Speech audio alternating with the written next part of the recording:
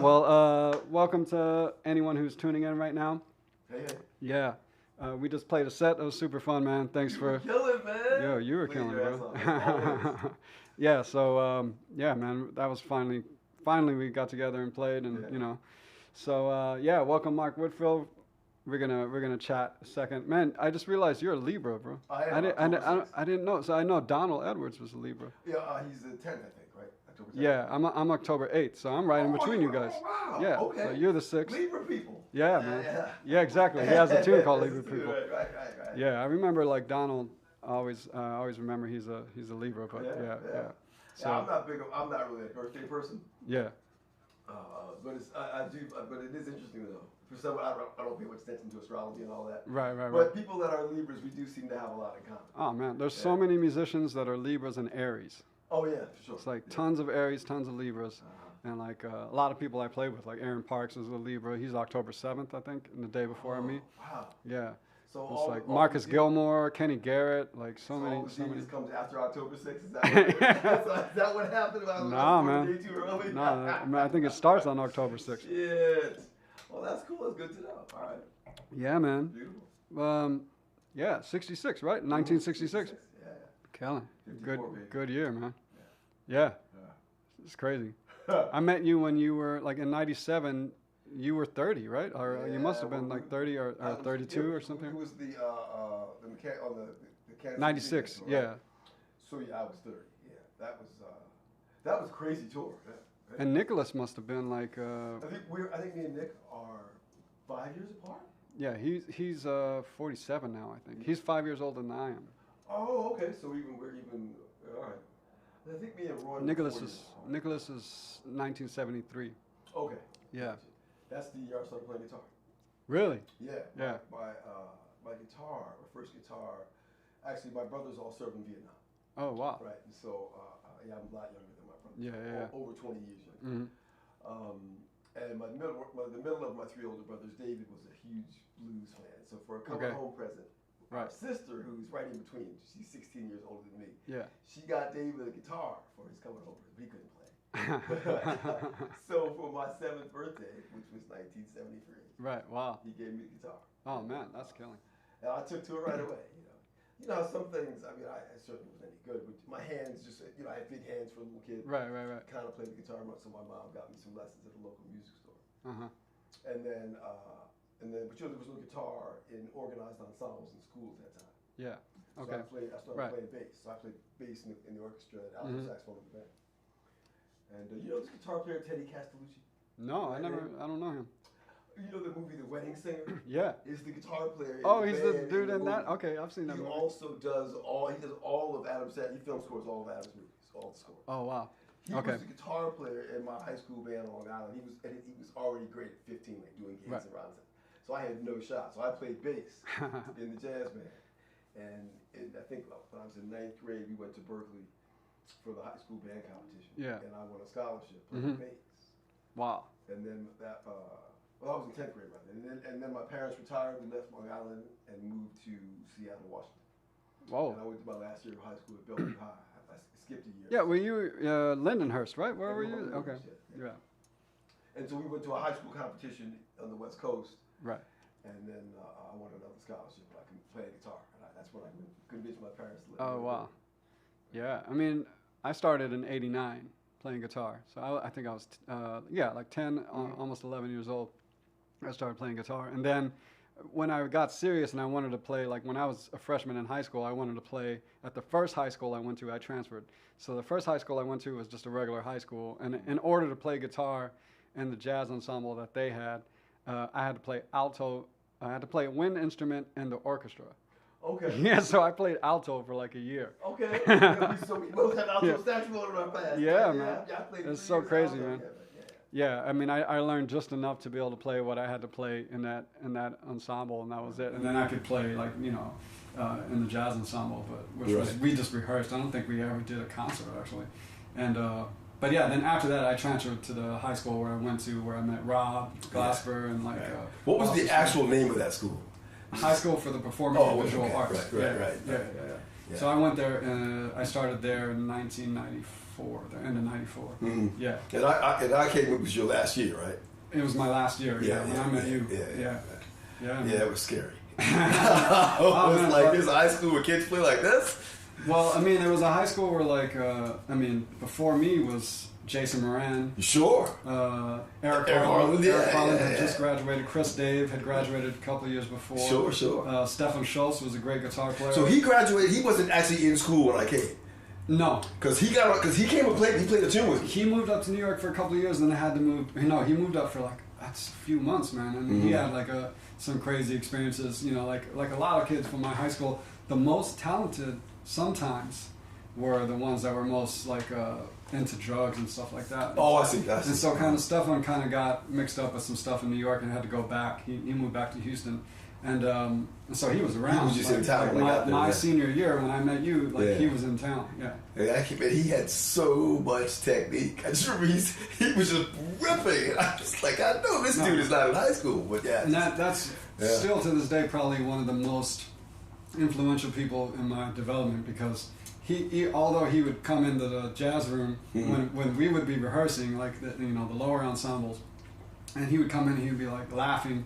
He was talking shit, right? Yeah, he would be like, "You guys suck," and then he would slam the door. He would just open the door and be like, you suck," and then he would slam the door. Right. And I was like, but then afterwards he would be like, "Man, I heard you, man. It's super sad, but come and hang. Let's hang. Come by the house." And he would play me all these records. He introduced me to Mark Turner, Brad Mehldau. Oh, he was already really into music. Yeah, he was into. I got you. He was checking out everything, and he had just his record collection was insane. And he had all the instruments, all the amps, guitars, and so it was crazy. So I would go hang with him, and all the stuff that he kind of just recommended or would play for me, we would listen to music for hours and then we would play. Right. And so that's really where I got a lot of stuff together. It's hanging with him. That's interesting. Yeah. And we both, him and I studied with the same guy in Houston, a guy named Todd Vulo, who was from Rochester. Oh, I think you told me about him before. Yeah, and Todd was a great teacher. Just just funny. All the most influential people in my development died young. Stefan died at 25. Yeah, so sad. I think really early, and then Todd Vulo was around 40 or 39. Still way too young, yeah. Yeah, but he got murdered, man. Damn. Well. Yeah, it was it's crazy. I mean, it's Houston, man. It's it was still old school. He was right. He was involved. He was involved in some stuff. Well, yeah. It's nobody just gets. Anyway, but no, I feel you. I mean, you can always just be in the wrong place at the wrong time, or you can be where you intended to be and have that be the wrong time to be there. Yeah. You said the wrong thing to the wrong person. That's what it was. Yeah. I'm sure I've done that, and just barely got away. Yeah, exactly. But man, so you got started. I was trying to find the earliest record you're on, but the first record I'm on is Donald Harrison. Exactly. Yeah. But are you on just a couple of tracks or something? Yeah, I think I'm on 2 tunes. Okay. I mean, listen, so I lived around, we all lived in Brooklyn at that point. Yeah. And, Donald Harrison, first of all, one of my favorite musicians of all time. And also, at that time, one of the things he did that was really good for all of us young cats was he would just spend a lot of time, he would go by his apartment over on Washington Street and play with him. He would get you on gigs. He just wanted to see young cats have a chance to play. Yeah.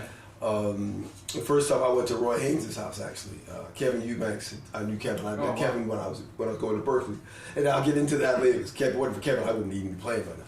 Wow. But Kevin said, "Yeah, you should call Roy Haynes. He likes guitar." And I'm like, "I'm not calling Roy Haynes." He's like, "No, call him. He likes guitar players. He'll hire you, whatever." So I called him, and it went just as bad as I thought it was going to.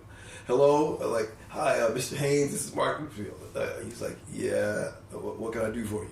I said, I'm a young guitar player. He's like, "Oh shit, really?" And I said, "Kevin Eubanks told me to call you." He's like, "When I see Kevin, I'll punch him in the mouth." And I was like, "Oh man, come around, great." I just wanted to hang up, but at that point, I'm already in, and I've already said my name, right? So I was just like, "Well, I'm having a rehearsal out here this weekend. You can come out and whatever, whatever." So me and James Genius went out with Donald Harrison, and when we got there, Ed Howard and Dave Kokoski were there. Okay. Now, I mean, nobody, I don't care what instrument you play, is taking a gig away from Dave Hancock. No, that ain't happening. Yeah. Right? So, and I wasn't even good enough to be in the band with or without him, right? So, you know, but Doc was there, and he you know, and he was like a big brother, you know, and so he made everything better. He keep you know, so he introduced me to Terrence, who also lived around the corner. They were trying to get some other instruments on this record, so me and Monty Croft played. Okay. But Terrence, you know, had written all this really hard music that I, you know, and I was way above mine. I wasn't ready for it yet, but he didn't know that, you know. And so we got in the studio, and I never forget, man. I had my headphones on, and it was time for me to play, and I closed my eyes, and I went all the way in. Right? I was all the way, you know. When the take was over, Terrence was like, "So what do you think?" I was like, "Yeah, I'm not ready for this." So the tune that I soloed on, we did just take without me, and then there's me playing some rhythm and stuff behind it, you know. But the thing was, what was great about them is they used to keep me, like, let me come sit in and play a tune with them whenever they played. And as I started getting better, you know, that I recorded with Donald. There's another record of his for a Japanese. It was a label called Sweet Basil Records. Oh, okay. And I'm on that. Yeah. Wow. Yeah, that was like 1988, right? I was just checking that out. I was like, oh man, I didn't even realize you had recorded with those guys. Yeah. And but man, then you got like signed to Warner Brothers, right? No. So yeah, How'd that happen? No, I mean not. I'm not. No, you sound like yo. Trust me, there were a lot of cats that went my record. They were like, "Who got signed?" That like, what's the story? That's hilarious. What's the story So basically, I didn't, you know, when I'm talking about how early I started playing guitar, I didn't have somebody like Stephen, right, or just older, you know, somebody a little older to hang out with. So and I didn't really want to be a musician. Like I had also had a scholarship to go to Georgetown to study medicine, right? So I was interested in becoming a doctor, and so I didn't actually decide to become a musician or to even try to get serious on the guitar until I was 15. Right. And I'm in my last year of high school in Seattle, right? So I had some of those Pablo recordings because I was I'd been playing bass. I was checking Ray Brown out, so I'd heard Joe Pass. I had Breezin', right? Because it was a hit record. It was out. And I had, you know, and I had seen George with his band as a guest with the Boston Pops on PBS, right? And you know, this is also, you have to remember, it's pre-internet. There's no YouTube and all that. So you got a record. I think I had 19 albums in my record. You had to call your friends on the phone and be like, yo, George is on TV right now. Go turn it on. Right, you missed it. Right. That was my childhood. Was like always turning on the television. Right. You see them singing the last chord. Right. And I remember we got our first. We got like people in the neighborhood. We started getting VCRs. Yeah. Like you know, you could record shit, but you had a remote control that had a wire. Like it wasn't a wireless remote control, so you could anyway, so I had a lot of catching up to do, and I did. When I got to Berkeley, I had a lot of guys look out for me, and I had a pretty raggedy home. I'm gonna have to play. I'm just gonna show you this, but I had a pretty raggedy homegrown picture. Now I had a teacher as a kid who was great, Vinny Nazaro, great teacher from Long Island. Places, I mean, just he'd scare you with his chops, but he didn't. He saw that I used to hold my hand here and pick like this. Oh wow! And and then I would switch this with the chords, and I can't even do it now. But man, I could play lightning fast. And I was getting it, Vinny. Just figured, well, it looks good. You're playing good, But when I got to Berkeley and started practicing, several hours a day to catch up with all these other cats, right? I started having a problem with my wrist, as you can see there. And so I had been there maybe like 2 months or so, and Kevin, his first record come out, guitarist. Right. And so he was coming to Berkeley to give a master class, and I went to see it. And I was like, Mr. Eubanks, I had a problem. My hand hurts. He's like, well, let me see you play. He played with his fingers, right? Right. But he had played with a pick for years, right? So, he said, well, let me see you play something. And I went to play. He's like, oh my God, that is the ugliest thing. When did you work? Dude. So he just, he took my arm and was like, just think of this as, as points of energy. You know what I mean? And keep it straight. And so that's why I started playing like this, and it kind of anchoring my pinky here at home, And so that's how Kevin and I got to be close. And then we started taking lessons with him and all that. So fast forward now, I'm in New York. I just want to do gigs. Yeah. Like I just want to be in somebody's band and play some music. But most of the guys who played the music that I liked didn't use guitar, didn't have room for guitar, and or they had a gig where they didn't have enough money for a guitar and a piano, right? So the only calls I got were for gigs at places where they didn't have a piano. Yeah. And I had to split those with the two other guitar players who were my contemporaries at the time, Peter Bernstein and Freddie Bryant. Okay. And both of them played better than me, right? So it was a mad scramble for gigs. And then I met George Benson. So I was playing, I knew Philip Harper already. And Philip used to hold down the late night jam session at the Blue Note. So, they have a weekend kind of series now, but back then you played from Tuesday to Sunday night from 1 a.m. to 4 a.m. Oh, okay. For $15 or $20 a piece. Yeah. Right? Reedy Rosnes was in that band. Right. Yeah. Oh, please. We played. So I had a job on Wall Street. I worked for a stockbroker during the day, and then I would play there from 1 a.m. to 4 a.m. Right. So the big thing was every October they would have a week-long anniversary celebration for the club. And and so they hired the late night band to play in the intermission, so we would be there during the show. And that year, it was 60 years, it was 1987. That was Billy Eckstein hosted the week with his band, and his guests were Sarah Vaughan and Tony Bennett, right? And so we were playing there. The first night, in walks George Benson with his wife, Mason, and so Danny or Sal, Ben Susan, I can't remember, I think it was Danny.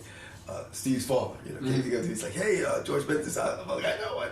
He wants to play. Can you use your guitar? I'm like, "Of course."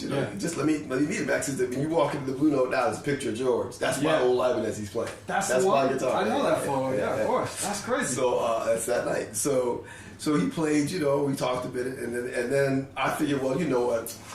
I don't have to play now, so I'm good until later. And they were like, "So now we're gonna have a selection by the late night band." Yeah. I was like, "Oh shit, I got to play it for the George." So he must have seen like the panic in my face. He was like, "Relax, my wife and I have another commitment. We're out. I'll come back and use some other time." But he actually stood by the door and listened to me play, watched me play, so I wouldn't be nervous. And left me a note that he liked what he heard, and he came back a week later and told me I should go join Jack McDuff's band. Oh wow, cool. And he said, "I'm going to Europe. When I come back, I'll introduce you." But I didn't wait. Like the next day, I found out what McDuff was playing. Oh wow. And I went to talk to him, which was horrible. He was so mean. But anyway, I was determined, right? So Stryker had already left the band. John Hart had just left the band. There was another guy. Vic used to play with Jack too. Sure, right? Vic played with him in the 70s, early 80s. He told me some funny stories about the first gig he ever did with him, and Is this the one where they came out and picked him up in his house or something? And his mom started crying. Yeah, right. It's like I'm never gonna see my son again. Yeah, Vic was like, "I don't think my mom had ever seen a black person before." Right. And they came in the middle of the night or something. Yeah. He said they pulled him over on the turnpike because there was Vic in the middle and it was like Jack. They thought he'd been kidnapped. And they pulled over and they were like, they were like, "Son, are you okay?" He was like, "Yeah, I'm fine." And then like they let him go, of course. Right. And then Vic was like, "I don't understand why they pulled us over." And Jack was like, "Young man, I love you." Yeah, you gonna be my man. Right. Oh God. Right. So this is how I got into Warner Brothers, right? So George comes back from Europe and he kept his word. He was going. He said he did such a baller, right? He calls Showman's, the old Showman's in Harlem. He called there from a phone on that plane, right? That's baller, right? Yeah, come on, total pimp, right? And he's like, "Yeah, Jack, I'm coming in, coming up to hang out." And he drove. I never forget this. He came up in his Bentley and parked it up on the sidewalk, right? Because he didn't want anybody to watch it.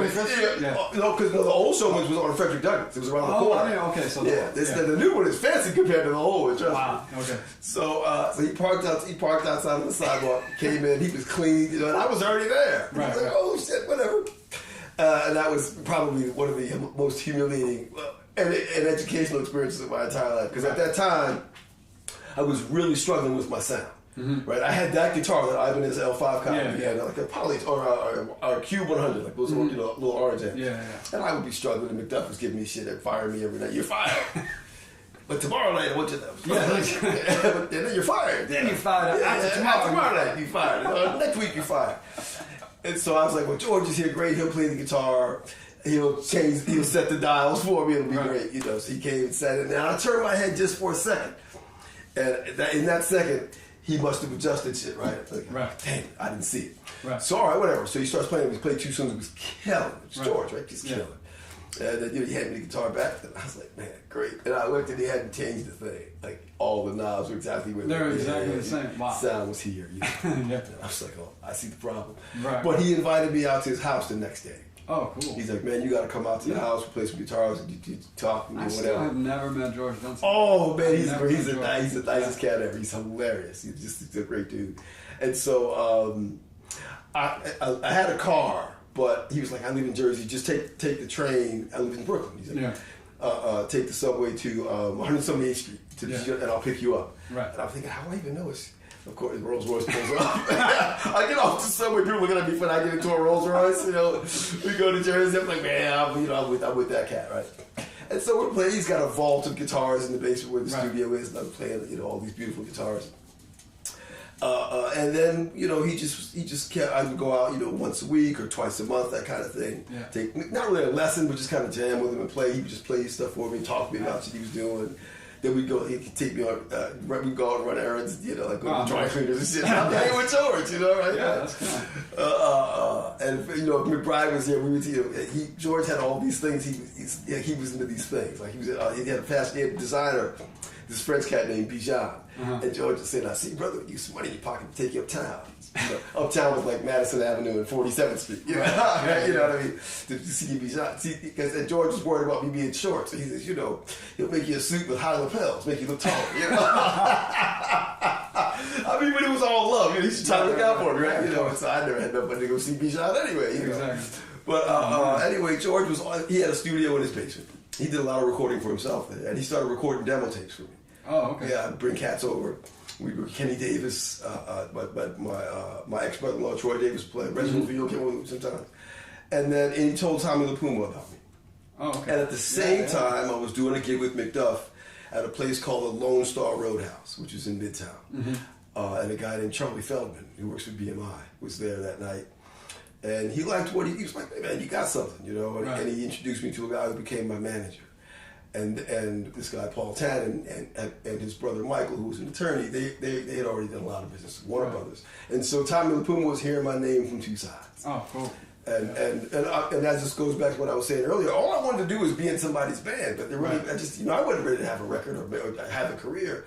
But I was married, and we were expecting a kid, and I was like, I'll take that. But nobody wants to hear about what you're not ready to do, Right. right? And so, I wrote most of the songs for my first record sitting at my desk at Bear Stearns. Wow, that's crazy. Yeah, the guy was the Marksman, right? The Marksman, right? And so, Tommy heard my demo tape, and he signed me. And it's funny, I remember, I'll tell you a story. We were talking about Miles earlier, about Miles and Skull. I'm going to tell you the funniest Miles Davis story ever, right, for me. Yeah. So, Tommy was taking me around. Actually, we kind of worked this deal. I just wanted to see Cassie, he wanted me to kind of see what the life was like. He said, I'm just a kid on the scene, right? I never met Miles. And so, Miles was playing in Brooklyn University or Brooklyn College, somewhere, wherever that theater is. Kenny Garrett, the guy from Sugarfoot, the go-go cat from DC, was the drummer. You know what I'm talking about? I don't know if I know that dude. Great band. Foley. Okay. Darren Johnson playing keys. Great band, right? Anyway, so the dressing room. This is also at the same time. Spike Lee was filming More Better Blues. Okay. Right. But at the time, it was called Love Supreme. The movie? Yeah, the movie was called Love Supreme. They even had merch because Terrence was wearing a Love Supreme jacket. But Alice wouldn't approve it. Okay. Yeah, so she was like, she said, it's going to cost you a little bit. So anyway, Spike hired Donald Harrison to coach Wesley Snipes to play saxophone. Okay, yeah. And that's how I got to know Wesley Snipes, because he used to come on the road with me, and I was like, hang out with him. And then he hired Terrence to coach Denzel. So we're in Miles' dressing room. I'm there with Tommy, and there's a couple of guys from Warner Brothers, and this really hot woman. She was like mid-late 30s. Yeah. And, Miles was trying to talk to her. And every time he would just get a word in, the Watermelons contingent would just kind of come in and block, So he kept trying. I was watching, I kept just being quiet watching. Yeah. So in walked, Terrence and Denzel, they come in, and I get to meet Denzel, but he's doing that goofy actor thing, the character studies, so he's just kind of dressing like Terrence and kind of acting like Terrence, and I was like, oh, well. Okay. So you're not really. Yeah, I mean, I'm just it's Denzel, right? So I'm staying out of his space, and all I want to do is say hi, right? So Miles sees Terrence, and this is why I guess he had just gotten that brand new red trumpet. Yeah. And he says, Terrence, check out my trumpet. And so Terrence is like, oh yeah, and Denzel was like, oh, this is deep. This is gonna be the movie for sure, and he's just like, and Terrence is like, oh, he's like, play it a little bit, and Terrence is like, yeah, Mom, we're in a little room like this, Right. He's like, it's great, and Miles said, no, listen, you hear that? Terrence is like, what? He's like, man, the trumpet's got more to say. Like, you need to stand back and really blow the horn and get the message out. So Terrence is like, okay. He said, everybody looks, and Miles is like, hey, baby, I'm at the Waldorf Hotel. He told the chick where he was staying and what his room number is while they were all watching Terrence. Oh my God. And so Denzel was like, this is deep. And I was like, it's deeper than you think, brother. It was like a smoke bomb. Yeah, exactly. I was like, that's the hippest thing I've ever seen. I want to grow up and be just like that dude. Oh, man. Oh. The more stories I get to hear about Miles, it's just like, it's incredible. Oh, yeah. He was the character for sure. Man. Oh, yeah. Like, in every way. Like, the thing is, we talk about, these musical geniuses, but to me, so, the things that I loved about the cast, and we could talk about people that I worked with when I was young, that made them, that set them apart, was the brilliance with which they approached everyday life. Yeah. Just being African American and, talking to these cats who so Jack McDuff, for instance, his first, big quartet, with hit records with George and Joe Dukes and Red Holloway, when they played in this, Red, they called him Red because he was light, he looked like Red Fox, he's real light skinned. He could pass for white. When they played in the South, they had to let Red Holloway drive so the cops wouldn't pull him over. Yeah. When they went to get gas, they had to, go to a restaurant or check into a hotel, they had to let Red do it, things like that. In fact, I'll tell you a story about them. So, Jack had a hit record, right? So he's driving the Cadillac, and he had a trailer with the organ and stuff in it, right? And they were playing somewhere in the South, and the club. So it was a club where only white folks could go hear the band, right? But black folks could play, and so to kind of just to make sure the band couldn't mingle with the audience, they put the table for the band by the bathrooms, except it was by the ladies' room. Oh, wow. They just didn't even realize. Yeah, exactly. So Jack, right. So Jack said he's sitting there, at the table, and this really beautiful woman walks up, and she's like, Mr. McDuff, do you take requests? And he's like, yes, ma'am. And she said, I'd like you to play this. And then she handed him a note. It was her address. Oh, and it said, and bring the drummer with you. My girlfriend thinks he's cute. Oh, wow. So, all right, but you got to remember, this is like, 1961, right? So he certainly doesn't have an iPhone with Google Maps, right? So now he's driving around in a part of town that he shouldn't be in after hours in a Cadillac. So the cops, they pulled him over right away. Right. And like, what are you boys doing out here? Jack said, well, sir, we had to take the boss's car to get washed, and I got lost, and I'm trying to get back to his house. And he showed him the note with the address. They said the cops gave him an escort. You get the boss's car back right away, boy. Don't come back riding no more. The boss. Right. I mean, it's just hilarious. But it was the way that they survival just, skills, but it was just, it was the grace with which they handled those situations. Oh, man. And the on-the-spot, genius way that they had. And he's like, man, I'm not going to get into a fight with these cops. I'm going to see two beautiful girls. Bye. Yeah.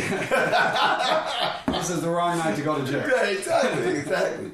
So, and when I started playing with McDuff, he could see that I had potential. Right. But he also could see I was a little cocky as just a person. Now, I was not overconfident in my guitar skills at all.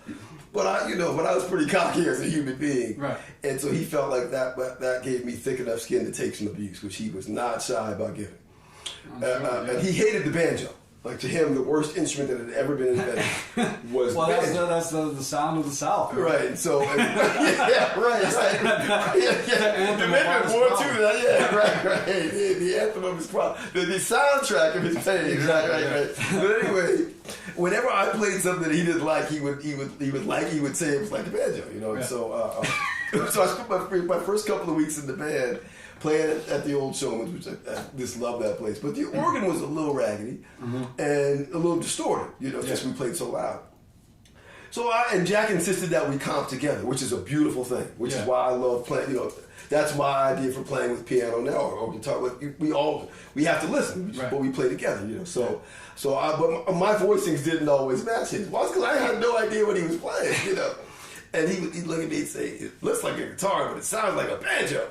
You're fired." Now the word, they bring your guitar. You know, like, what, am I fired? You know. And what he meant was, you know, the voicings had to match. Right. So whatever. Okay. So then I started standing real close to him so I could see what he was playing. Right. And you know, figure it out. And then, you know, he had a huge book of charts, arrangements that he'd written. But they had coffee stains and barbecue sauce, bullet holes, you know, whatever. You know what I mean? Yeah, like blood. Right, for sure. Yeah. Gunpowder. Right, exactly. And so, but, you know, I got used to reading the charts. And the other guys in the band, Andrew Beals and Jerry Weldon, guys, you know, they had been playing that music for years. And so I was the only one that had music on stage. Not at Harlem, because we had the big band there. But on the road, I was the guy, you know, had music, and Jack was like, you know, if you put that music away, I'll just tell the people you know how to read. And I was like, oh, sorry, you want me to learn the music, like actually know it, right? You know. Yeah. But we didn't have to have a long conversation, but I understood. Oh, if I learn the music, then I can interact with him as opposed to interacting with this page. Right. Yeah. You know, and man, that's incredible. But like, yeah, there's a whole group of cats that got to work with Jack. I mean, I feel like I missed that generation. Even John Abercrombie played with him. Wow, that's hard to think about. Yeah. And John loved it. He's like, man, I agree. Yeah. Jeff loved it. John Harrington. Wow. Yeah. Like when I moved to New York, the only guy that was really, it was like Larry Goldings had just left. Basically, I mean, he was still in town, but he was playing. Right. I mean, there was no like that kind of like generation of guys who were doing like the Chitlin Circuit, all this, you know, sure. John Patterson and like you know, I guess Jimmy Smith was still around, but I didn't get to. I mean, obviously those gigs were all. I mean, I was too young anyway, but like I wasn't around that, you know, group of that scene. But like all the guitar players that were like around in the 80s and late 70s got. You know, the good ones at least. For sure. That's some of the bad ones.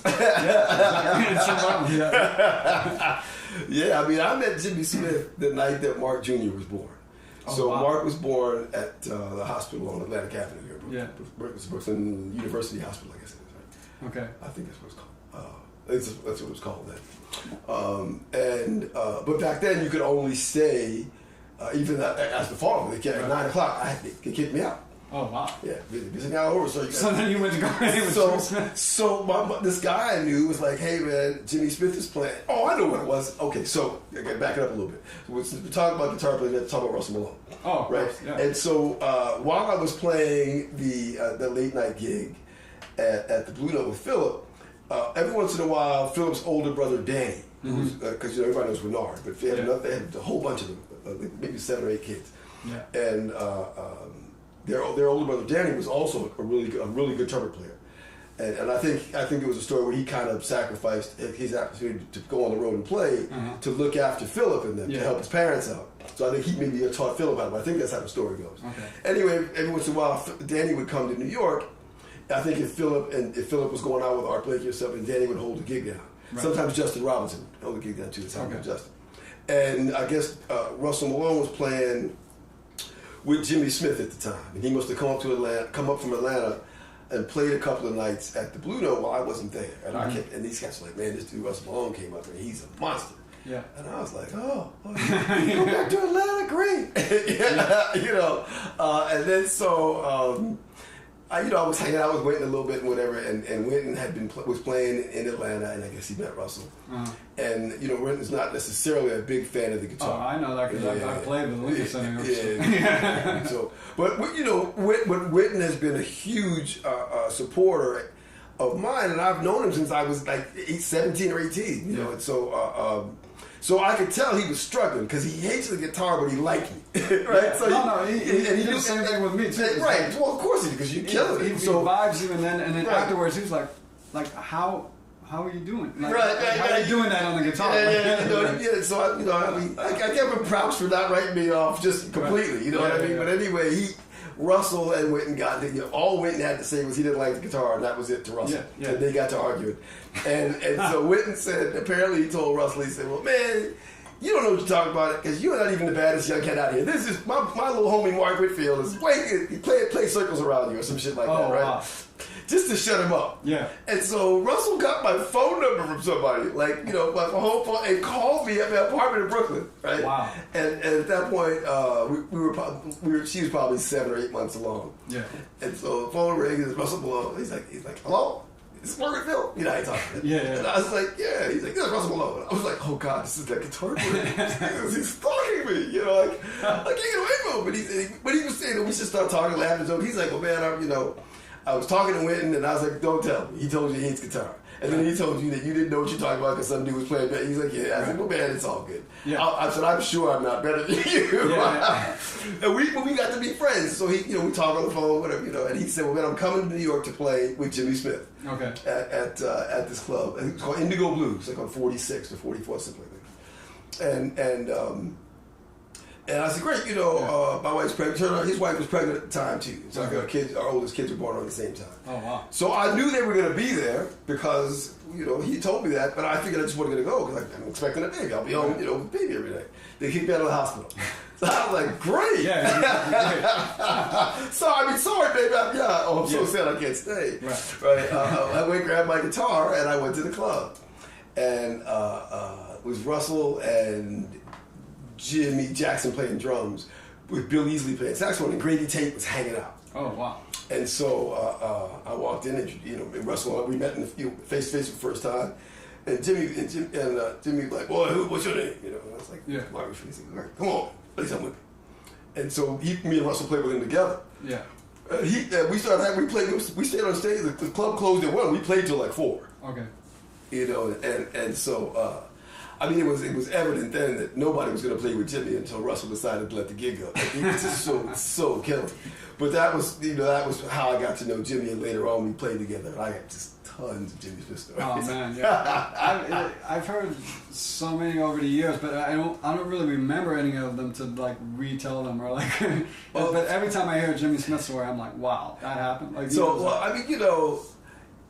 and this goes back to me talking about just the everyday applications for some of these real, some of these true geniuses we know. Right. So I talked about the rough time that Jack and a lot of musicians had. There's all kind of stories, overt racism and problems. But so Jimmy just had such a sense of humor about it. Basically, his attitude was, I'm not going to let your ignorance ruin my day.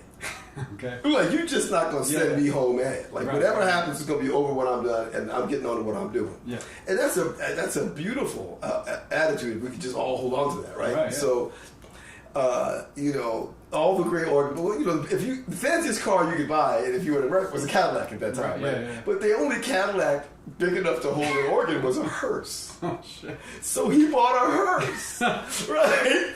And he, and he must have gotten pulled over a few times. He's like, I'll fix this. So he bought an Undertaker suit. With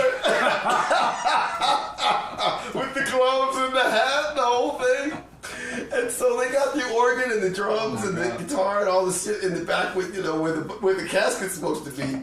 Right. And Quentin Warren, the guitar player, used to sit back there somehow, and Donald Bailey sat in front with him. He's in there driving, probably Interstate 80 or some shit going through Chicago, whatever it is. State trooper, of course, pulls him over. And he walks up, Jimmy's sitting there, like, he says, where you going? He says, well, I got a dead body here. Whatever you want to go to do the embalming, whatever it is. He's like, let me take a look back there. And so Quentin Warren Warren, the guitar player, you know, laid on top of the organ like this, right? So I don't know what the trooper, like, he's like, you know, I don't know why the trooper didn't believe it, but anyway, you know, he went back. He's got like the hat, the gloves, and he's slow. You know, first you have to open that door. You had to let the window down. Yeah. Okay. Right. So he puts the window, the windows coming down. He opens the back door, you know, to the hatch, the Cadillac, and the state trooper looking at it. As he looked at Quentin Warren sat up, like, oh. And Jimmy's in the, I'm like, oh shit, you got a lot of, he almost shot himself in the foot trying to get back to the car. Oh man, you know, that's Jimmy Smith. You know, he's okay. Have a nice day. That's crazy, man. I've heard like there's a YouTube video you played on Angel Eyes, right? Sure. There's a whoever the journalist is or the writer who did the liner notes for Angel Eyes. Have you heard that story? No, I haven't. And it's funny because you play on the record, but I was just somehow. Well, so that's not a record. So we did one. Well, it is a record, but we did one recording session. Oh, okay. And they had so much music they put those ballads on a separate record. Oh, okay. They did pay us for it. That was Dan. That's Dan. Yeah. Okay. Yeah, but so I don't know anything about that. But somebody was hired to do the liner notes and wanted to interview Jimmy Smith. Right. And he tells the story on YouTube about the whole thing. About calling Jimmy Smith at home and his wife answering and Jimmy Smith coming on the phone and just like cussing him out like nobody's business. He was like, I'm writing the liner notes for your album. Like, and Jimmy was like, motherfucker, what the fuck you want? Don't ever call me again. It's like, you gotta hear it's on YouTube. It's hilarious.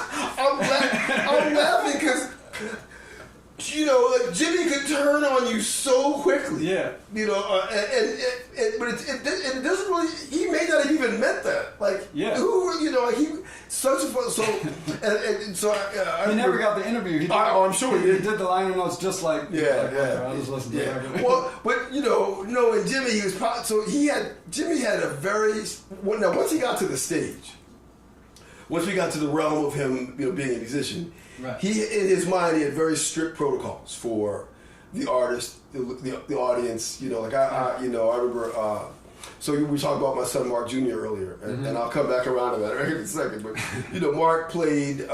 He was playing drums practically out of the womb. You know, at 4 years old, he played a song with my band for Good Morning America for Thanksgiving. You know. Oh, wow. And so everybody saw it, and he would come out. I'd have him on the road. He'd play a little tune with me. That's why I thought I might have had him when I came to Houston that time. Right. But anyway, we were playing. Jimmy was playing. This is after. This is when I think maybe before Damn was released, but during that time. Mm-hmm. And so my quartet was going to open for Jimmy at the Essence Festival, and then I was going to play the gig with Jimmy. Oh. And so I had Mark and Davis sitting on chairs on the side of the stage. Mark's on the little drumsticks, you know, plays there too. Jimmy watched all that. So when we got done, you know, little Mark. I mean, they're growing up in a jazz house. They knew. He's like, Daddy, I want to go meet Jimmy Smith. You know? I was like, great, you know. No, you should have been like, no, son, you're not old enough. You know, but I had really, I'm thinking these some kids, you know, come on, right? You know. And so we go in, and we go into Jimmy's dressing room. He's just sitting there chilling, you know. Right. And he looks, and he says, "Hey, boy, how you doing? Oh, that's your son, huh?" And you know. Little Mark was used to, you know, his grandfathers. Yeah. You know, soft, you know, so you say, "Hey, little fella, come in." You know, he's like, "Hey, what's your name?" Yeah. You know, he's like, "Oh, Mark Jr." And he's like, "Well, do you just play it? You just play with your daddy, or you gonna play with me? You gonna play with the great Jimmy Smith? Or you play with your daddy?"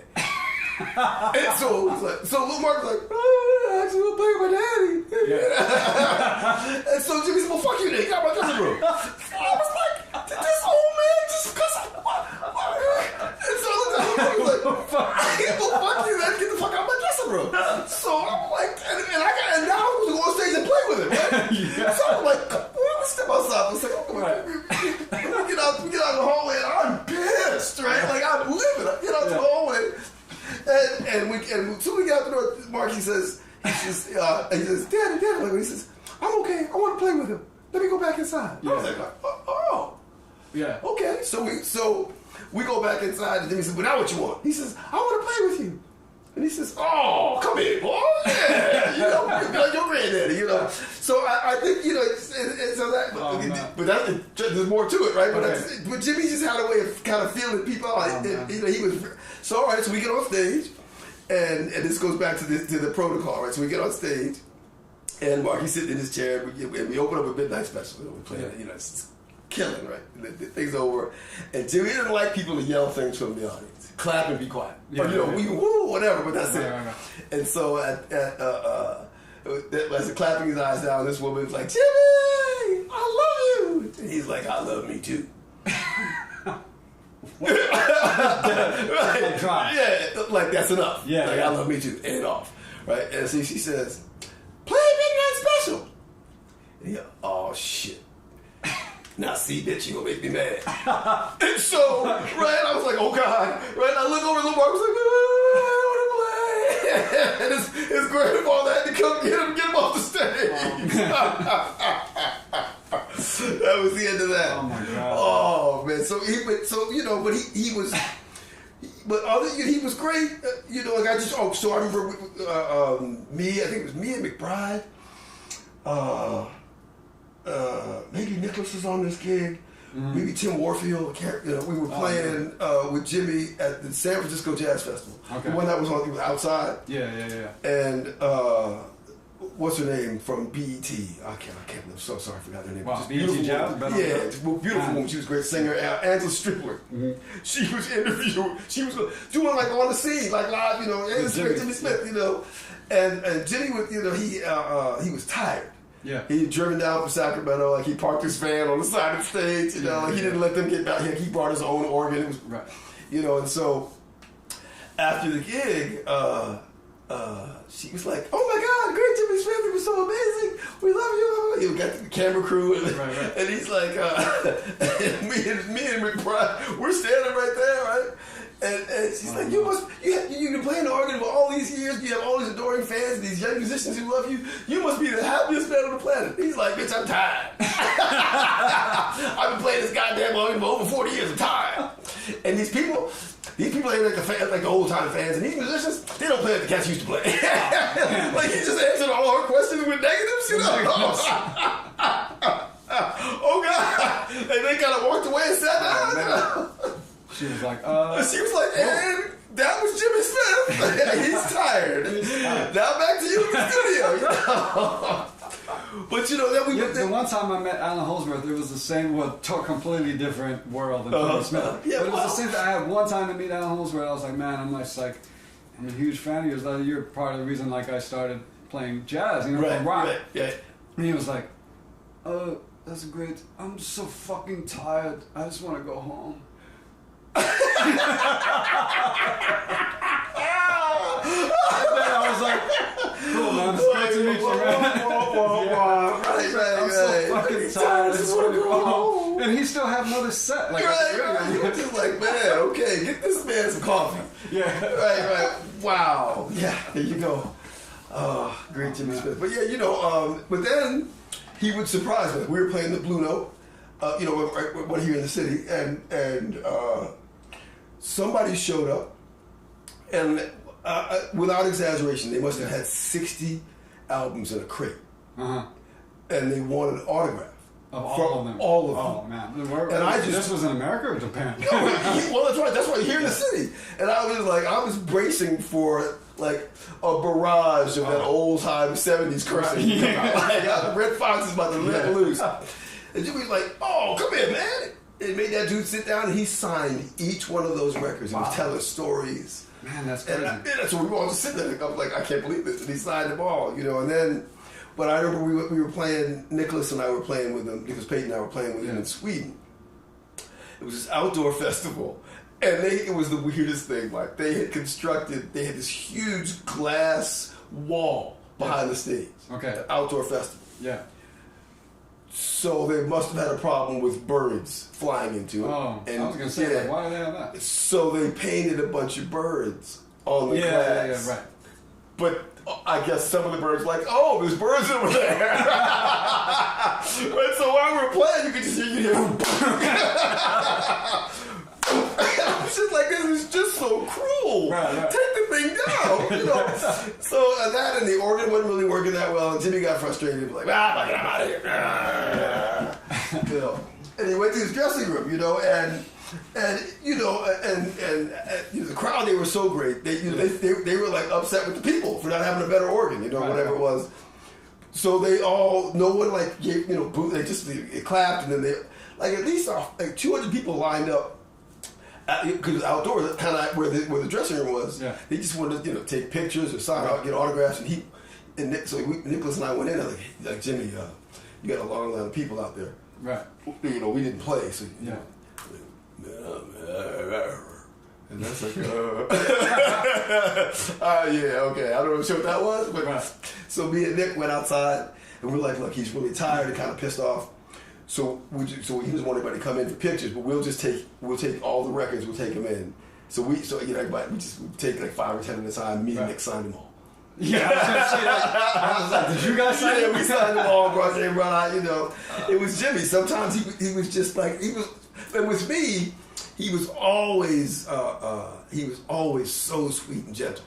I'm not really sure. Maybe just because I had so much genuine love for him, and I played his kind of music, and I stayed out of his way. Like, you just don't mess with the man. Yeah. It's when you mess with a cat. Oh, man. It's when you take a chance.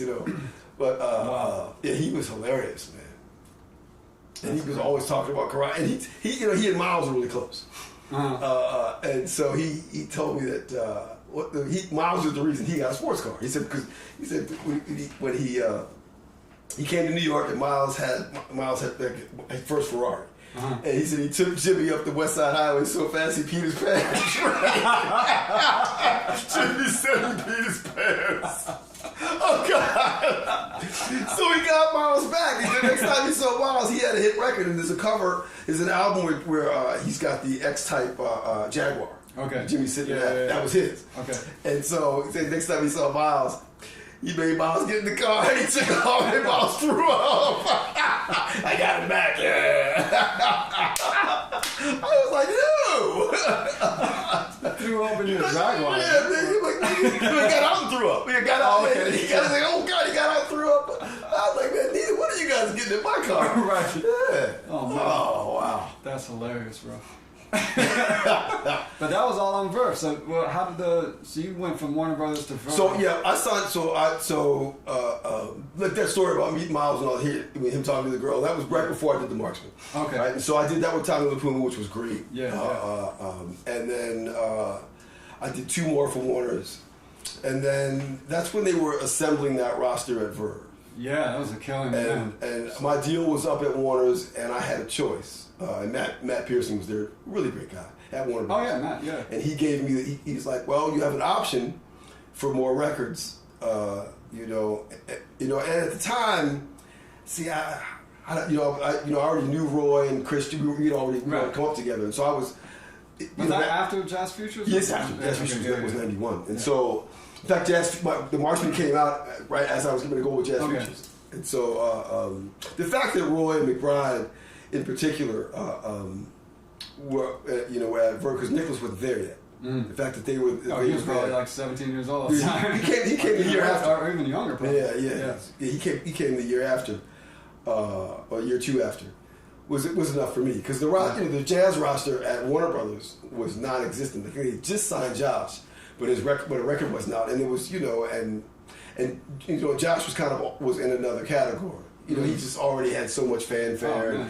Through the people that he knew, he's already working with Buffini and doing things. And so I was, I felt like I wasn't going to get as much recording love as I wanted. Yeah. Or have a roster of cats to hang with and play with.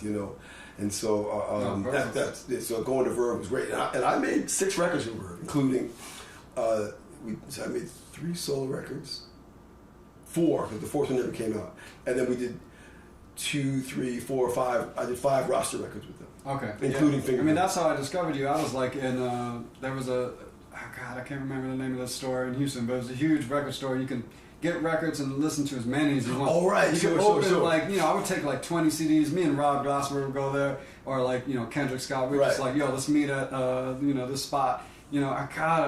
I'll remember later, of course, but like we'd meet at the record store and just sit there for like 2, 3, 4 hours listening to records. Yeah, sure. And so like I remember like I saw your cover of 7th Avenue Stroll. Oh yeah. And then I turned the CD over. I was like, man, Christian. I already knew who Christian McBride was, and like Greg Hutchinson and some other guys. I was like, damn, this is Steven a Scott guitar player. Yeah, I was like Steven Scott. And I was like, man, this cat is like playing guitar and he got all these dudes on his record. I was like, I got to check this out. And I was like, I bought it. Like, I listened to the first tune. I was like, cool. I put it on the side of like. Thank God the first tune was the good tune. Yeah, I was like, I had a stack of the CDs here, and I would either leave it on that side or put it on the side of shit I was going to buy like that night. And I was like, oh, this is going straight to this. That's what's up.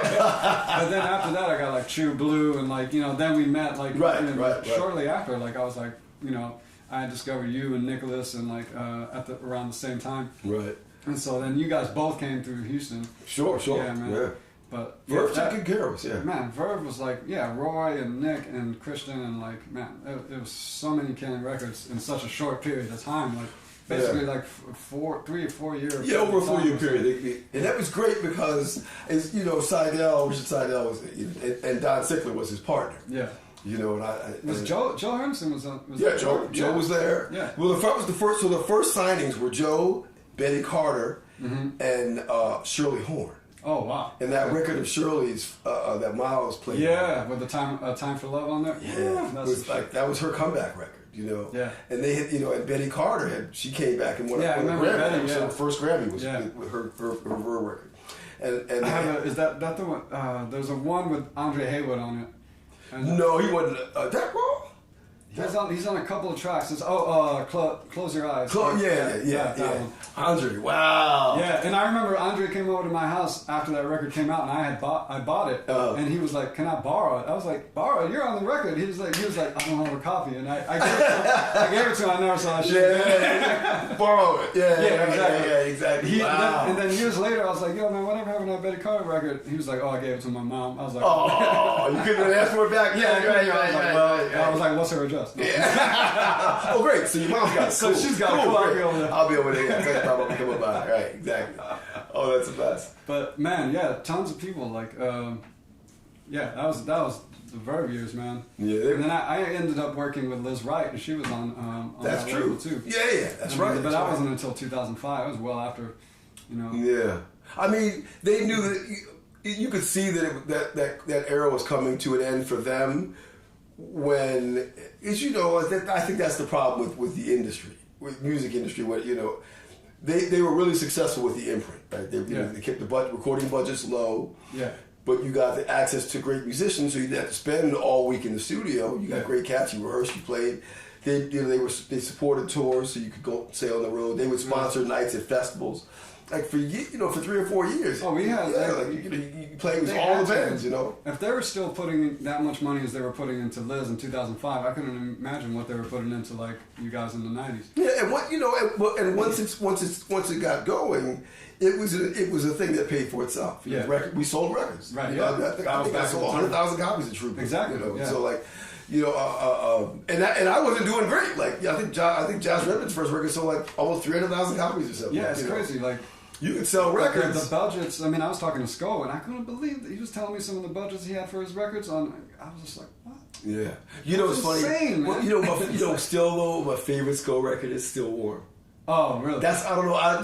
Something about. I guess when I first heard it, I was in school. Yeah. But I mean, he's got so many brilliant records and all that. But man, Still Warm is my record though. Yeah, man. Man, Sko is. I always loved Sko, but then it was another level. It's another thing. Like when I was in high school, you would hear cats on records, you'd be like, yeah, that's cool. Right. And then you move to New York and you hear somebody live, and you're like, oh shit. Like, yeah. The records don't ever really tell how bad somebody is. Nah, even the great cats. Yeah. And so when I've known, I always dug Sko, but when I actually heard him live, and then the next level was like, I played a gig with Gretchen Parlato at this museum in Sko's neighborhood. And okay. He books the that's hilarious. So he comes and he plays, and he came to the gig. I was playing with Gretchen, and Kendrick Scott was playing drums.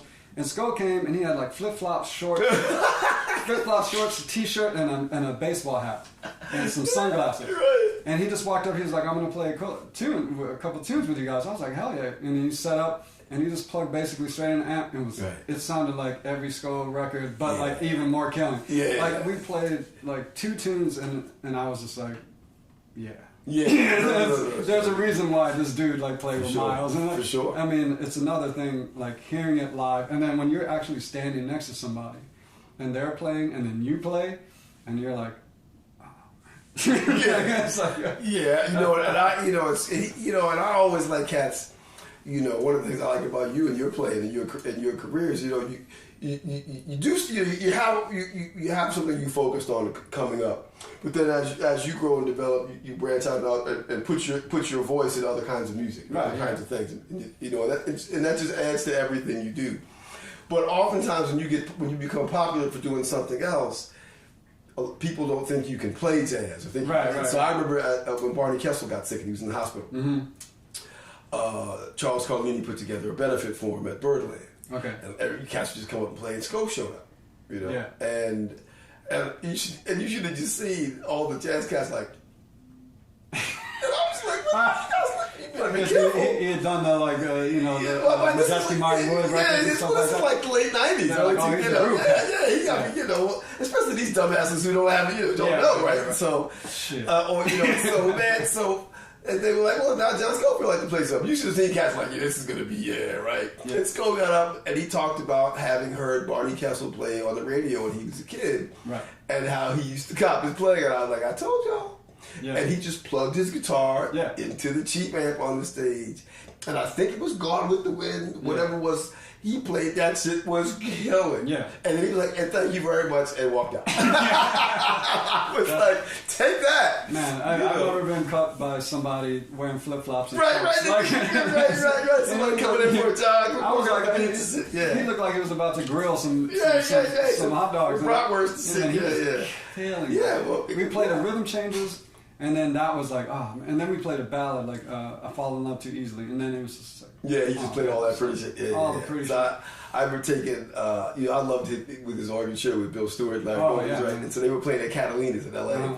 And I was out there playing the House of Blues with my band, and I had the kids with me. So me and little Mark, because Dave was probably 2 years old, so I took little Mark with me to Catalina's to see Skull. Yeah. And so we sit in the back, and there's people sitting around, kind of look like, what's that little kid doing here? And so, Bill Stewart's playing. This is back when he was moving around a lot. I kind of see Steve moving around a lot. And so, at a real quiet point in the show, the little boy said, Daddy, Jesus, that drummer needs a seatbelt.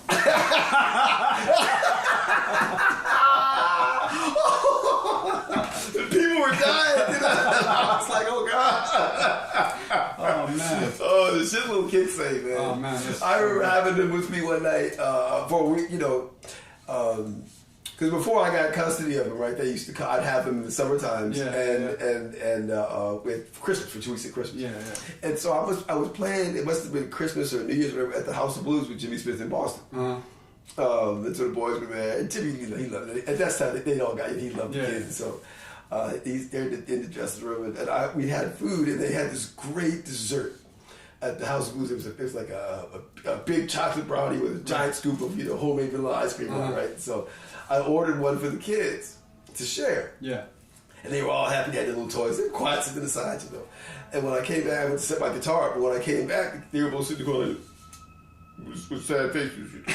And I was like, what happened? And Luke said, Uncle Jimmy ate my dessert. And I looked over. Jimmy was like, he said, boy, don't worry about that. Uncle Jimmy's got to go play. I ordered you some more. And he's like, well, I wanted that one, Daddy. So a few minutes later, the lady came like, I told you I'm going to eat a boy. Stop crying. Right? I'm playing song with Uncle Jimmy, Oh, man. Oh, God. So I'm taking another funny. So I know you play jazz out in Seattle a bunch, right?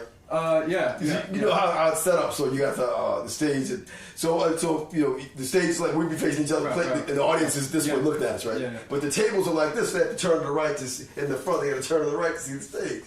And the first set was early, so that people who came for the second set could have dinner before the show, right? So, and Seattle's kind of a conservative place, right? I mean, I just got to live there, right? So we play in there, and the stage was dark. As we came out of the dressing room to go back up for the second set. And I'll never forget, this couple was sitting right in front of us.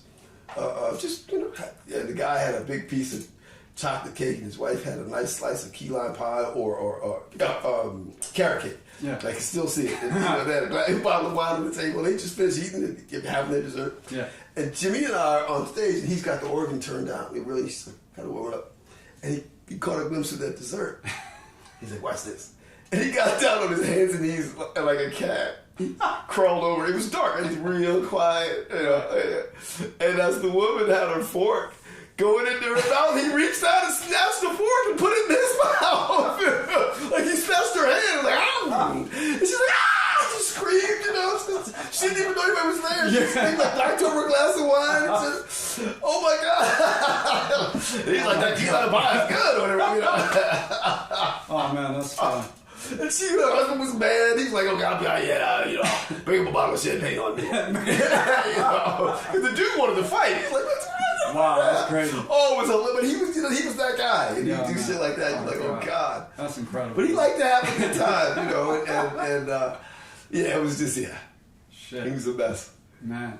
I mean, I would never have gotten away with that. Yeah. I would have to go to jail. No, you gotta be over a certain age. Right. You gotta Like he's old. He's old. Yeah, he's a little crazy. He's crazy. Yeah. Woof. Oh man, that's insane. Yeah.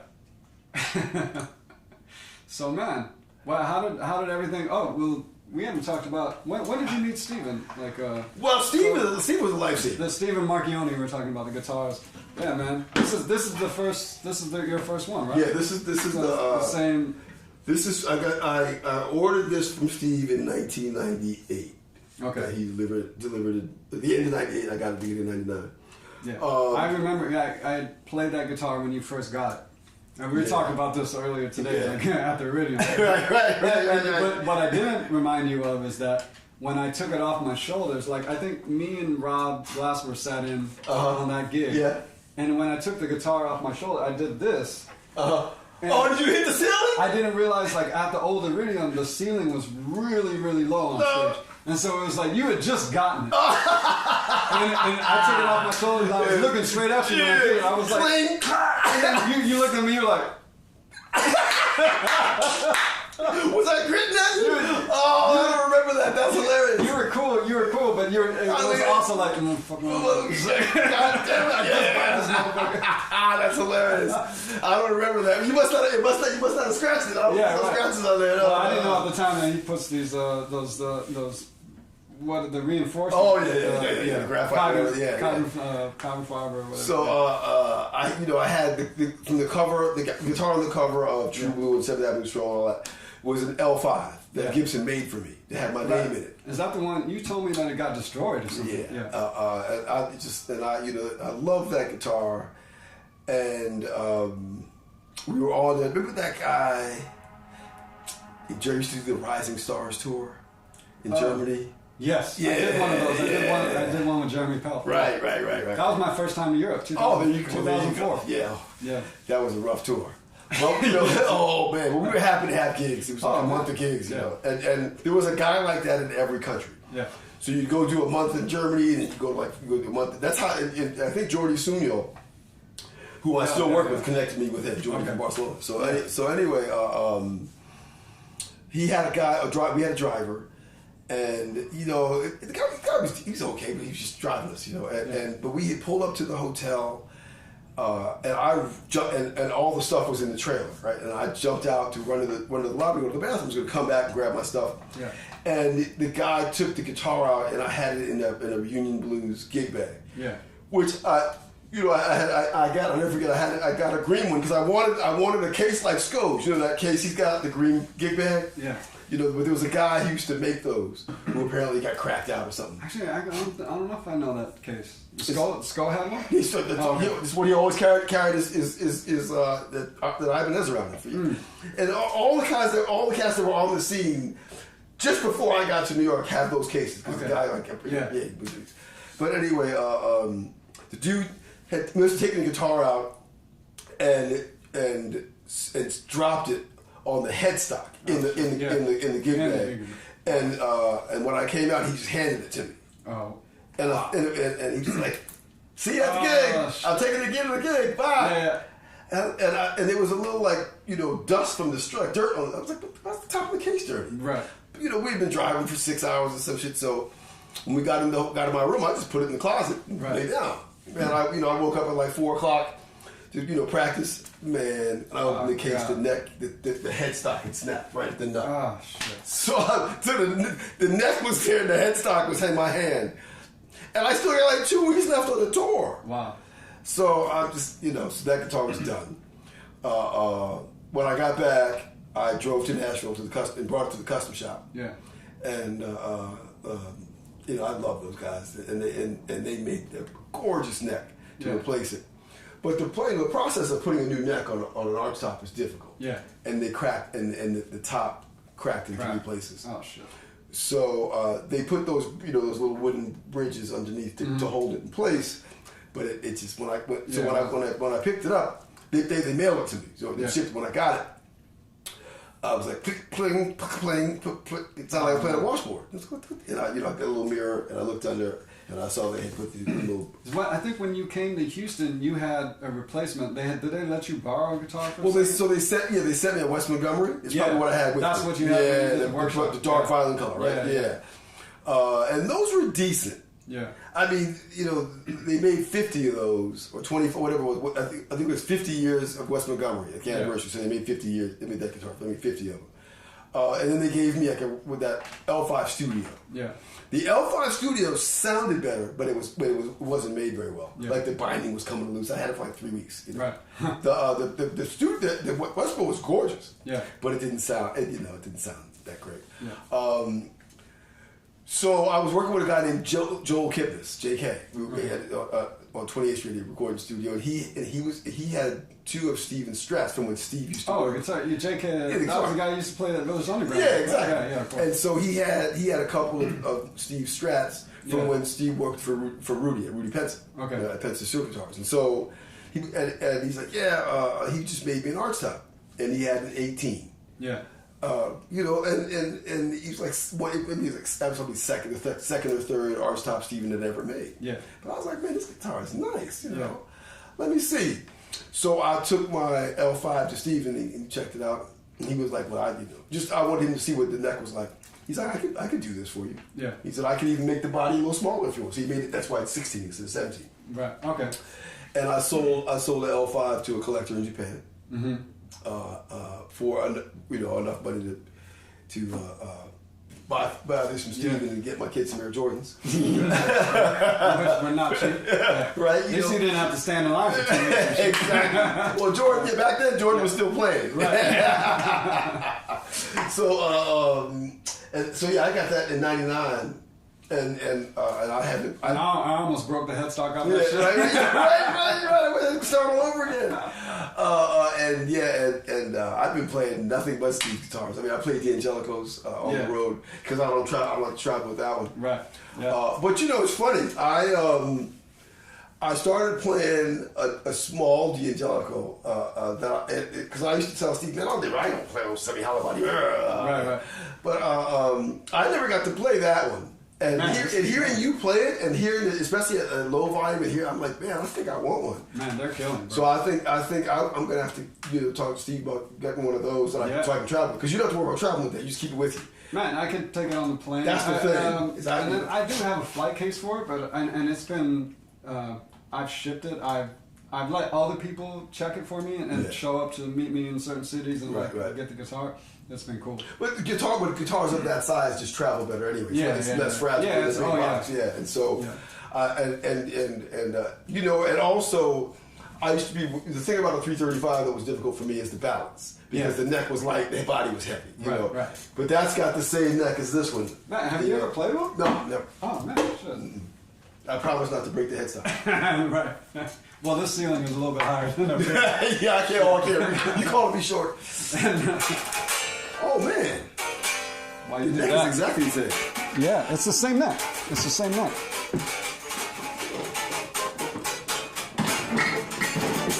That's gorgeous, dude. I don't necessarily have enough touch to play light. Yeah, you gotta put your strings on it and stuff like that. That's what I'm using for a pick, so that's the problem. Oh, man. You can hear it hitting the table. Shit, this is like a high heel, man. This is like a stiletto.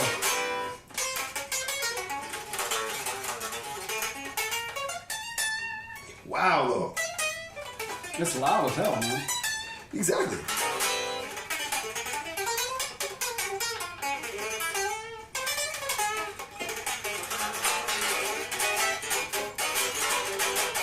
Yeah, man. Yeah, man, I could definitely rock with one of these. All right, Steven, I'm in. But I only got $28. It's COVID, bro. Yeah, exactly. I can hear him now. You need the COVID. I can hear Steven now. I'm turning you off. Goodbye. Good luck with that. Anyway, I love him. He's brilliant. And I was really glad to see you connect with him. Yeah, he came to a gig of mine and like was I was playing that 335 Gibson and he was just like, man, you need another guitar, especially because it was a duo gig. Right. He was like, no, man, that's not the vibe. So then he started working on this guitar. Yeah. And he was sending me pictures and like and then I still was like, man. Because at that point, I think Sadowski was trying to get me to play one of the guitars. Sure. And I borrowed it for a while, used it on a few gigs, and I was like, nah, you can take it back. Yeah. And then he doesn't. Sadowski doesn't make car. He doesn't make those car. He doesn't make a car. He makes the. He had just started making a semi hollow body. It was a carb top. Oh, okay. But it didn't have a block in the middle like this. Oh, okay. Yeah, well, this is not a full block. It's like the sides meet to make a block in the middle. Right. Well, yeah, but I know what you mean. Yeah, sure. So, and it's a little bit chambered. Yeah. But because Vic played Sadowski's guitar. Yeah. And he would always have it bring a new one to the, we played the Monday Night Guitar Band at Zinc Bar. Right. And I don't know, Rouse used to come out sometimes, but I think he's just known more for his solid body work, right? Like he made the brilliant stuff. Yeah. I mean, he's a super nice dude and great guitar builder, but it's nothing. Nah, this is like a Rolls, man. Yeah, it's like every note is even and speaks exactly. That's the same volume from the bottom to the top. Right. And I've always played hollow body, so I don't have a feedback issue. You just can't. I just can't take. You can't. The way I play is kind of based on that. And I can't even, and with a small thin line body like that with chambers, I'm sure you don't have any feedback at all. No. I mean, only time, man, this is a funny story. It's like Michelle Ndegeocello came to one of the gigs I was doing once, and I was playing the first one I had of this model, and she was in the audience, and I played the gig, and afterwards she was like, man, you play the fuck out of guitar. She's like, I want you to do some gigs with me. And I was like, really? I was like, okay, cool. I was like, maybe she has like a different project. Right. So she was like, all right, well, the rehearsal, she gave me all the information. I took the train up to Hudson. Yeah, okay. She was living in Hudson at the time. Sure. So I went up, me and Mark Kelly took I was going to say, was Kel's in the band? Mark Kelly was in the band. Mm-hmm. So we walk into rehearsal. I take the guitar out of the case. She looked at me. She was like, what's that? And I was like, guitar. Same guitar I was playing when you heard me like a couple of weeks ago or whatever. She was like, oh, that's not she's like, I bet you were killing it. It's like, and I was like, no, it's like I tried to like sell her on it. She was like, all right. She was like, we'll see. Right. And then we got on the gig, and I realized shortly after, I was like, we're playing Michelle's music. We're not playing her some experimental thing. She gave me all the records. She was like, this is the shit we're playing. And I was like, damn, I need a wah-wah. And I had to go. I bought like all new pedals for that gig. Oh yeah. And then, but anyway, like then we did the first gig. And it was feeding back. Like, we were playing loud, bro. Yeah, I'm sure. It was loud. I'm sure. Charles Haynes was playing. Oh, yeah. And Mark. And also, there was no keys. Like, I think my man, piano player that played with Roy, and why am I spacing on his name? Plays with Michelle, but played on all those Roy records in the early 90s. Mark Carey? Mark Carey. Oh, okay. I know he played with Michelle. Yeah. Oh. So Mark Carey was doing the gigs at the time, but didn't do that one. Oh, so he was all on you. So then it was all on me, and I was just learning the music. And then also right before we went on stage, Michelle she was like, "Oh, well, I'm gonna play this Prince tune," and it was like a tune I had never heard before. Right. Like I'm you had the headphones on, right? Trying to learn the tune. But anyway, and then I was having feedback problems, and man, yeah, she went down on me on stage. But then afterwards, we did some more gigs, and it was cool. And I borrowed a telly, and like, oh yeah. I mean, you can't play that loud. yeah. No. But it was just funny that she had seen me, and there was no conversation in between. But when I pulled the guitar out of the case, she was like, what are you doing? She's like, what is that? She's like, I don't need that. Yeah. Oh, Michelle's great. Yeah. She played. I actually had her play bass with me one night at the Underground. Oh, okay. Yeah, yeah, she's great, man. She's funny. Yeah. Glass was on that gig too. Oh, okay. Yeah. We used to have some good nights down there. Oh man, that was a whole. It was like to see it, right? Yeah. Monday nights at the Village Underground. But one night I had Donald and Ruben. I had Herbie. Wow. And Roy, because I was signed to Herbie's label after Verve, right? And so Herbie came and played the gig, man. He came and played. Yeah. I think Wanzi might have been on the gig that Herbie came and played like half the set. It was nice. Man, yeah, that was Herbie played on my roads, and now it's out of tune. You know how Wanzi talks. Those are the days, man. Oh man, I know. Cats don't know. I mean, I just you guys got here. You guys got here just in time. Oh, man. we got to see like Nick's band at the Vanguard with like Tim Warfield and Anthony. The quintet, yeah. And actually, like I finally had convinced Nick to put a bootleg up from this one set at the Vanguard that me and Glasper and Bilal were at. And you can hear us all through you can hear us through the set, like freaking out in the front row, like, and so Nick put it up on like one of his blogs, and it's like, man, that's the most killing set. I mean, to me, it's like it's like there's all those Miles bootlegs, and then there's that night of like Nick's band, the Vanguard. Like I put those like all up on the same level. And that's what's up. Yeah, that was. I look back. I'd forgotten how many gigs I got to do with that quintet. Yeah. And then I was hanging out with one. You're on from this moment on, right? Yeah. And so and Nick plays on True Blue. Mm-hmm.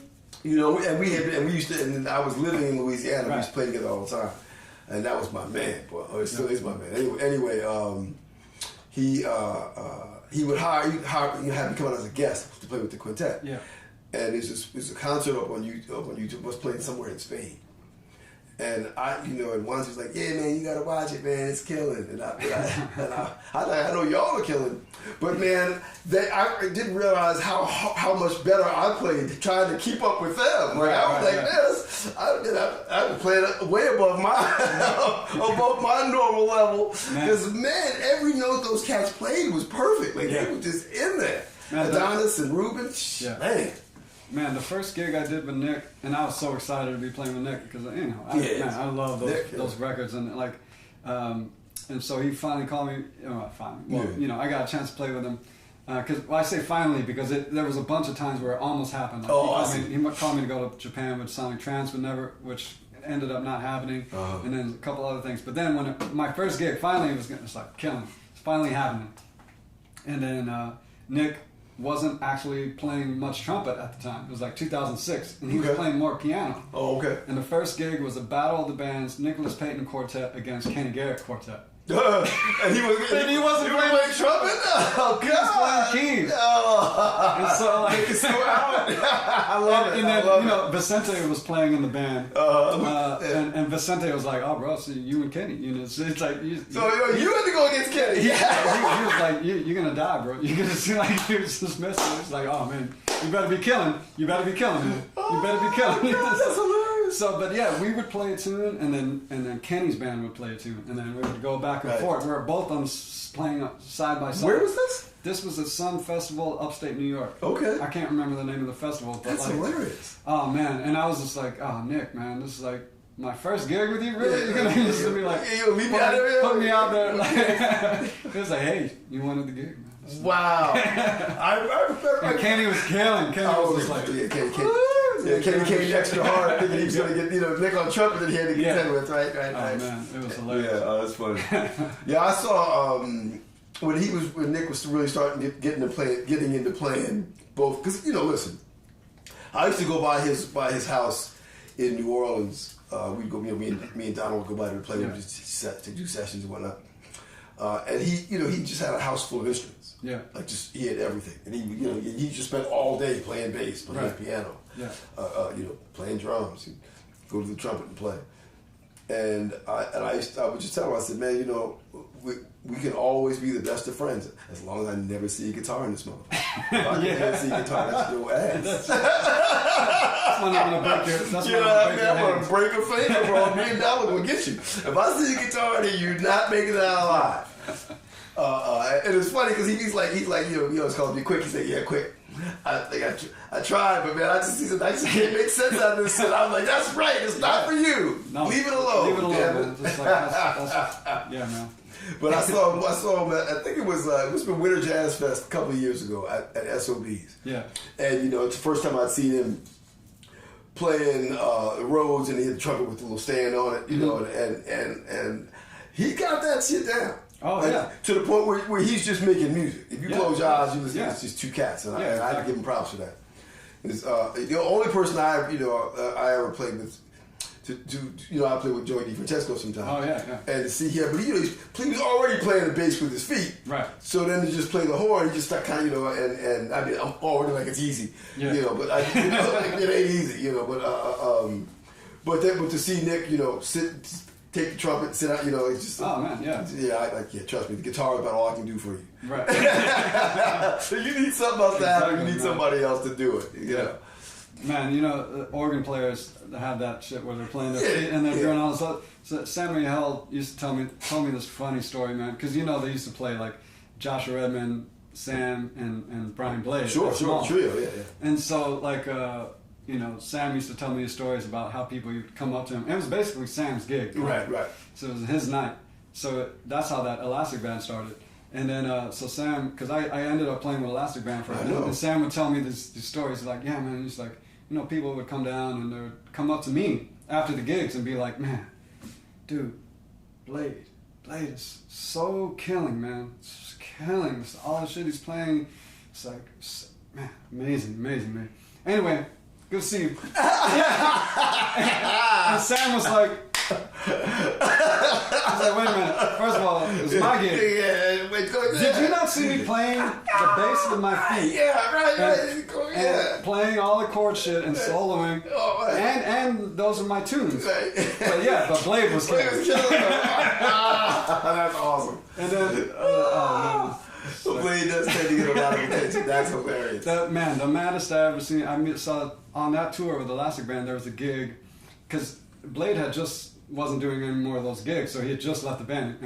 Hutch was playing. Oh, okay. And Jeff Ballard. So it would be either Ballard or Hutch, but there was one time where Hutch was doing it, and we were somewhere in Germany, and they had Brian's name on the poster. Oh, yeah. So a bunch of drummers had shown up to see Brian, and Hutch was, you know, and they were kind of pissed in the lobby of the venue, and Hutch was like, man, I'm fucking Greg Hutchison, man. He's like, when does this shit end? Right.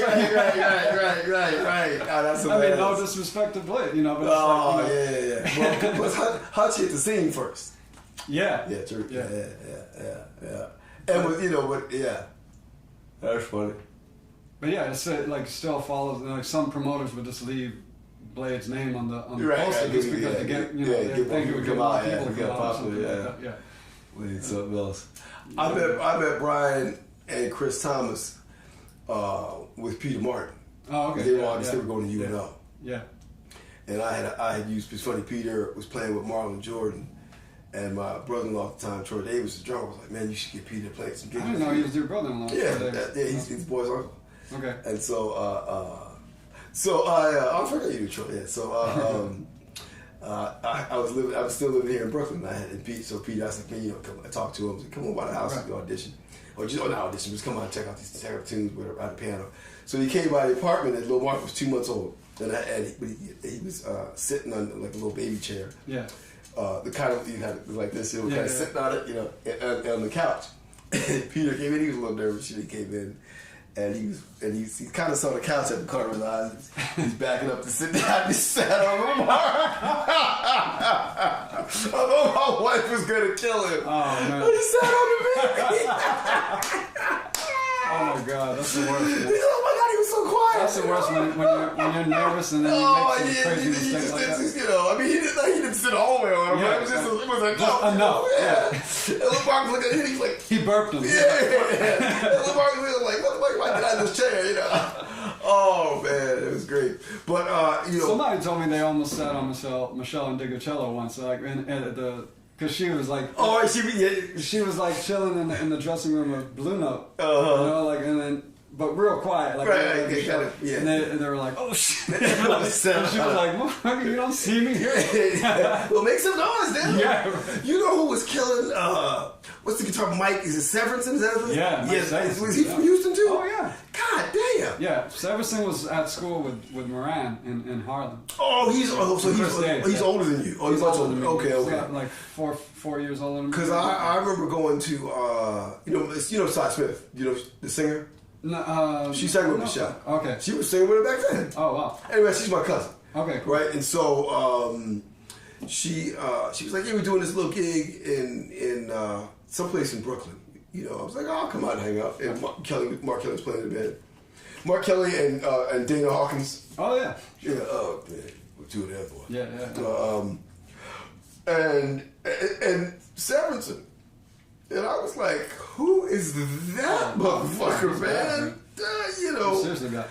He had a Marshall stack and a guitar around his ankles and sitting, and he was just killing. Yeah, and the funny thing about Mike is, like, when I was going to high school, I remember going and hearing Mike, and he would just be playing like Scrapple from the Apple at a jam session. Right. You know, I remember that, and then like a couple of years later, he's just like on a Strat, like just like slaying like blues and rock shit. Yeah, and like then, really slaying. Yeah, and when I moved to New York, he was like he was working at like guitar shops and stuff. Oh, I see. And then he didn't come here to get on the jazz scene.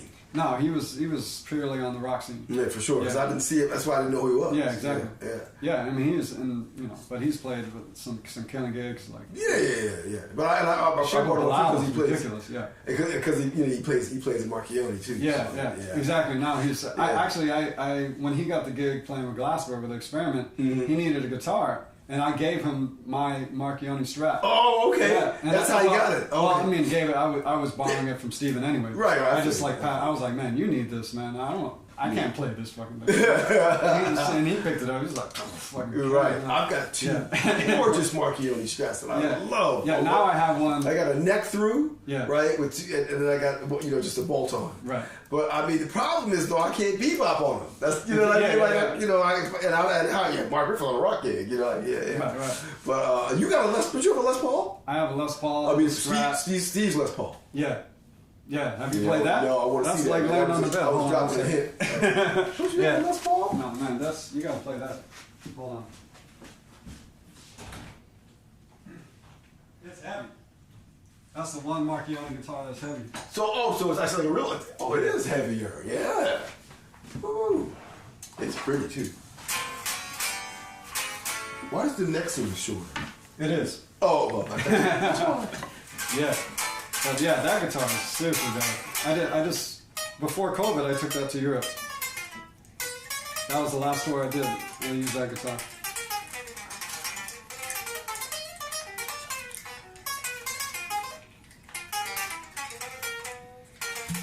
Wow. Yeah. This neck is great. Why? It's not short scale. It just doesn't go all the way up. Is that what it is? It's shorter scale. Oh, yes, I can use that. Yeah. Why? I guess just for those that he wanted. Actually, now he's doing the semi-hollow bodies with the shorter scale too. That's what I want to try next. Do you feel like there's an advantage for the shorter scale? It's just easier to play, honestly. It doesn't play. I mean, like Steven told me, he was like, "Man, it's not going to play in tune as well as as the long scale." But he was like, "But man, I picked that guitar up and it's just like effortless kind of." But yeah, those are killing, and those are getting better too. Like every guitar he makes is better than the last. And are these the tone specifics? Those are tone specifics. Now I got them on this one too. Yeah, I was trying to get Randall to make me something for my art stuff. He's like, he's like, I gotta find the right metal. I was like, come on, dude, it's been a year. Because he made pickups for the Strats. Right. They sound great, but I don't. It took him a while before he made these. Yeah. But I don't play those out much. And so I'd like to have a set of tone specifics for all my art stops. Yeah. 4 of them I want. No, they're killing. And this guitar, like every note, it's like a punch in the face, man. What gauge are these? I forgot what I put on there because it was. I think I messed around with these. The Might be 11s. Those are 11s on the bottom for sure. Okay. Oh, okay. But on the top, it's some different Probably stuff. 12. Yeah, like a mixture. 12, maybe 12. But it's a 1G. Yeah. Yeah. Yeah, like that. The G might be a 20 or 22. I can't remember.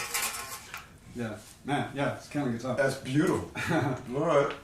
Yeah, bro. Dude, man, we can talk all day, but or all night. We covered a lot, though. We covered a lot, man. Yeah, man. yeah. Thank you so much for doing this. So I'm going to pack all my stuff up. I need you to go to the back and hide for a minute while I leave. Yeah. Don't worry, all the guitars will be here when you come out. Yeah, Mike, man, I'm so glad you invited me over. Man. I'm so proud of you and happy for you and glad to be a part of it. Oh man.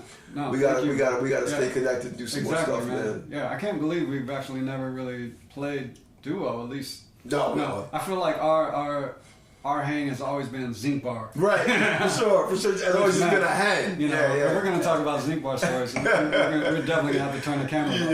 Yeah, I've never even been there. I have no idea what you're talking about. Zinc bar? Zinc bar? Is it like they sell vitamins? Yeah, right, exactly. It's like a health food store. Yeah, there's some definitely herbal stuff. Right now, health food store, bad health. That's what they sell. Bad health. Man, well, I wish you continued success with the series and in life and all that. And I hope that when the world comes back online, exactly, we could do some gigs with people looking at us and sitting right out in the audience watching us play. But man, it's beautiful, man. That's what's happening. I'm inspired. We're going to share. Oh man, me too. Thanks everybody for tuning in, and I'm gonna put up just the codes really quickly. Just if you're liking what you're hearing on the channel or seeing. And there's going to be a lot more, so you can contribute to the page, to the channel. This is the PayPal code, and also the information will be in the description. And we're also going to put up the Venmo code, so you can pay either of those ways if you'd like to contribute to the channel. And yeah, the music goes directly to the guest artist and me for keeping upgrading the stream, and also to sound engineer.